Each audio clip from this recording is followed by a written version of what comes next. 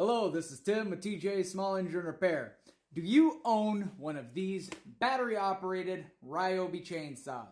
If you do, and you've noticed that the bar and chain are not being oiled anymore, or is extremely weak in the oiling process, I probably have the solution to that problem. So stick around and let me show you how to take care of that. So the first thing that you do, anytime you're dealing with a piece of equipment, remove the power source or the source of ignition, so that way you're safe when you're working on your equipment. So, remove the battery. Now, when you look underneath your saw where your battery would go into, you're going to notice that there's a little screw there. That is your oil pump adjustment screw. If you adjust that, that is going to determine how much oil actually gets put out into your unit. If you've adjusted this and there's still nothing coming out, we're going to get into the next step. Then what you're going to do is you're going to take a 13mm or a 1/2-inch wrench or socket, and you're going to remove the two nuts that hold the bar on and this cover, and you're going to remove the cover. Now once you remove your cover, you're going to then take your bar and chain and remove them off of the sprocket. Now you're going to remove the one screw that holds this little metal cover in place, and you're going to take that off. Now you're going to remove the two screws that go into the top part of the handle here, and then there is one way down that hole there. It goes all the way through the back and goes into this part of the handle. Once you removed those three screws, you can take this whole entire top handle right off. Don't worry, you're not going to break it. It will flex.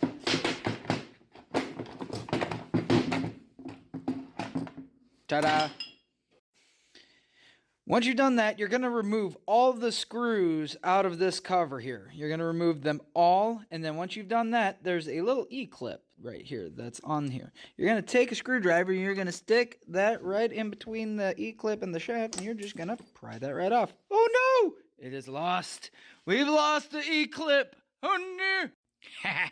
Gotcha. Back to our regular scheduled programming. You're going to now then take this right off the shaft. Here's your sprocket. You're going to take that right off. And then this cover is going to come right off. And this is where you get to your problem. So this right here is your oiler pump. This right here is your oil pump adjustment screw. This right here is the port where all the oil comes out and gets into your saw. A lot of times I've seen where, this will, have some wood dust in it. And that's not just on the Ryobis. That's on most saws. These will get clogged up a little bit with some dust and debris, and that will stop it from oiling. The adjustment screw on here, this might not be adjusted correctly, and it might not be putting out what it needs to because of that. But in particular to the Ryobis, what I have been noticing a lot of is the worm gear. If you notice right here, she's a little melty, a little cross-thready. People are using these saws inappropriately, in my opinion. This is not the opinion of Ryobi. It's just my opinion. I think people are using these saws for way too big a job than what they're designed for. See, in my opinion, I think that this Ryobi saw is a good homeowner saw. These are really great for a lot of people that don't like doing tune-ups, don't like doing a ton of maintenance on their equipment. They just want to grab this, do some cutting, and get right back at it again. Especially if you have quite a few different Ryobi tools. These are excellent little options. The key thing that you need to remember is that this is a lower end unit. This is not that expensive. Unfortunately, they are not that durable. Main case in point, this right here. People are a lot of times using this, like in this customer's instance, they were cutting trees that were about 24, 26 inches in diameter. And that to me is way too big of a cut for this kind of a saw.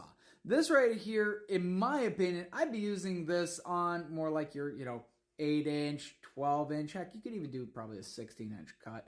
And, if you're doing just a few of those, getting them down, no, you shouldn't have any issues with this saw.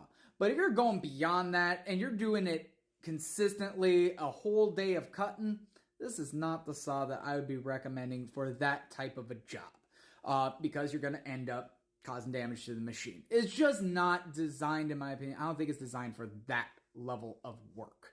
So, if you're having that issue, take a look at your saw.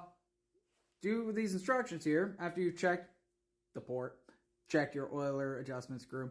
After you check that and it's still not doing it, you might have an issue with the worm gear here. Luckily, those parts are not that expensive. I've seen them online anywhere for 18 to 25 bucks. Unfortunately, in my case, it sometimes takes about 2 weeks for that part to show up. So what I'd recommend is if you can find them, if you can find those worm gears, buy 2. That way you got one on standby. It is not that difficult of a job. You could do this yourself at home if you got the right tools. Let me know what you guys think.